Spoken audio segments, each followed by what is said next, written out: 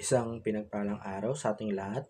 So, ngayong araw is March 29, 2024.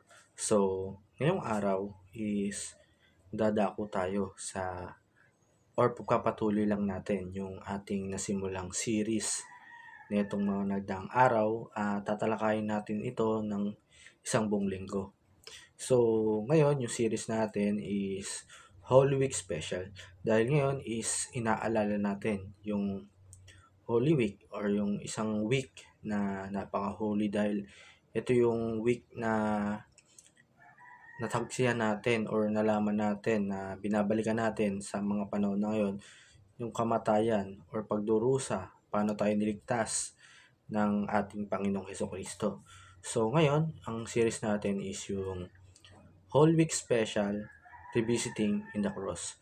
So yung 2,000 years ago na nangyari nung panahon ng ating Panginoong Hesukristo na siya'y pinako sa krus, siya ay namatay dahil sa ating kasalanan, na tinubos niya tayo dun sa mga kasalanan natin, na siya'y napaka-perpekto niya na wala siyang kasalanan, pero siya yung pinahirapan dahil sa kagawa nating mga tao. So, ayun, ang Bible verse na tatalakayin natin ngayon is John chapter 19 verse 12. Ang sabi dito, "From then on, Pilate tried to set Jesus free, but the Jewish leader kept shouting, 'If you let this man go, you are not friend of Caesar. Anyone who claimed to be king opposes Caesar.'" So sa Tagalog, narinig, nang marinig ito ni Pilato, naghanap siya ng Naghanap siya ng paraan upang palayaan si Jesus. Ngunit nagsigawan ang mga Hudyo, "Kapag pinalaya mo ang taong iyan, hindi ka na kaibigan ng emperador. At sino mang nagsasabing siya'y hari ay kalaban ng emperador." So si Pilato isa siyang gobernador noong panahon na yon. Kumbaga may mga tauhan din siya na panahon na yon.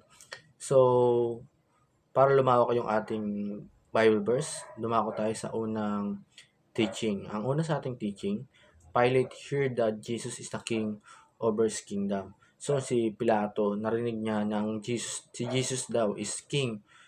Meron siyang harian na masigit pa dun sa kaharian niya. Pero hindi siya masyadong naniniwala dito kasi natakot siya na parang pinoclaim niya na siya yung mas king doon sa kingdom kesa yung sa kingdom na sinasabi ng Panginoong Hesukristo. So sa pangalawa, Pilate heard that Jesus is the Son of God. Yun, narinig na eh. Gusto nang palayain ni Pilato si Jesus Christ, pero natatakot siya. Natatakot siya na sa mga tao, sa mga paligid niya na hindi naniniwala na si Jesus ay ang Panginoon o anak ng Panginoon. Pero siya naniniwala siya nun, pero hindi niya lang magawang palayain. Pero nga 'di ba sabi din sa Bible verse na tinangka o humanap ng paraan na si Pilato na palayain ng ating Panginoon. So sa number 3, Pilate chooses career over Jesus. So yun, kahit narinig na o na-realize na ni Pilato ng si Jesus Christ is the Son of God, is pinili niya pa rin yung career niya. Kasi hinudyukan siya ng mga tao ng panahon na yun, yung mga Hudyo, na kapag naniwala si Pilato kay Jesus Christ is kalaban na siya ng emperador. So nga, di ba sabi sa Bible verse. So sa application, treasure Jesus Christ and gain everything. Yun, i-treasure natin yung ang Panginoon, Hesukristo sa puso natin. At magkain tayo ng lahat ng mga maka-heaven, di ba? Hindi makamundong mga paraan or mga bagay. So number 2, act according to our belief. Yun, gumawa tayo or kumilos tayo na nakadepende dun sa belief natin. So sa number 3, give up temporal gain, eternal gain. For eternal gain. So yun, yung mga temporal gain, yung mga temporary na mga gusto natin, yung mga gain, is i-give up natin yun. Kailangan maghanda na tayo dun sa mga eternal gain na naghihintay sa atin dun sa buhay na walang hanggan kasama ang Panginoong Hesukristo, yan si God. So sa ating discussion, why is treasuring Jesus our eternal gain? So para dun sa kasagutan natin at sa kasagutan nyo, naway mag-comment tayo dun sa ating comment section sa ibaba para mapag-share tayo sa iba na makakita at makakabasa ng kasagutan at especially yung ating Word of God na sinishare.